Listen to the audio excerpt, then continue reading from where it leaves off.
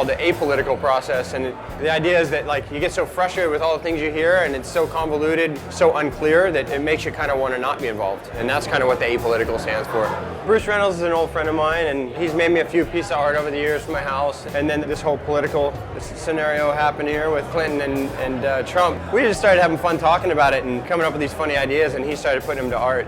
And you know, I wanted to create a place, some kind of platform for him to show what he's done and to tell his story. You know, the natural way to bring that in was with Pat Tenori, who I already work with, and Todd Glazer, who I've shot photos with for the past 10 years. And then with Kevin Ansell, we had this Orca board project, which we've been kind of sitting on for a couple years, wondering what to do with. And I just said, you know, the time will come and we'll do something together. And, you know, it just works out. It's a few different types of things coming together.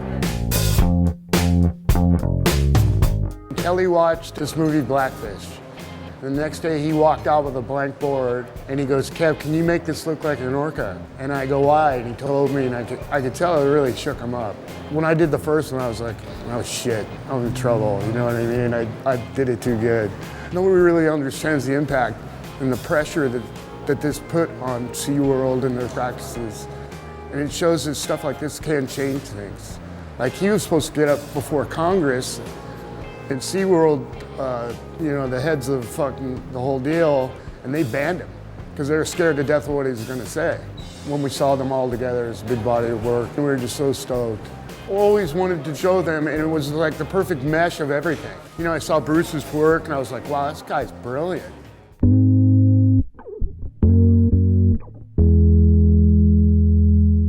I decided after the Pulse nightclub shooting that I was going to take a little deeper look into the assault rifle situation we have here and why it is at the point it's at today. And I started delving into it, and I came to some conclusions that basically that's the Ferrari of guns.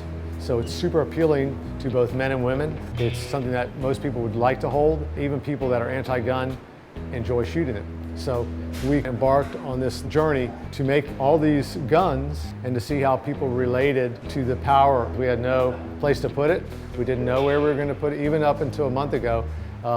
If it wasn't for Pat Tenori of VENICE, we might have had to, you know, find alternate spots. But it was really a leap of faith, and here we are. I curated this show with the 3 artists, and they all are coming from a different angle of what's going on in Kelly's world. He's got a great platform. He's a proven athlete, but he's also, to me, he's a Renaissance man, creating the wave pool, board designs. He's always pushing it. So this is just him pushing in another avenue, and it's a transcription of what is important to him as an artist. So I just hope someone gets something out of it, because there's a lot to get from Bruce's work, Kevin's work, and Todd Glazer. Bruce, Kevin, Kai, the gallery owner, Pat, and Kelly, we were all in a group text, and I would just start sending images in the group text and go, what do you guys think of this? What do you think of this? What do you think of this?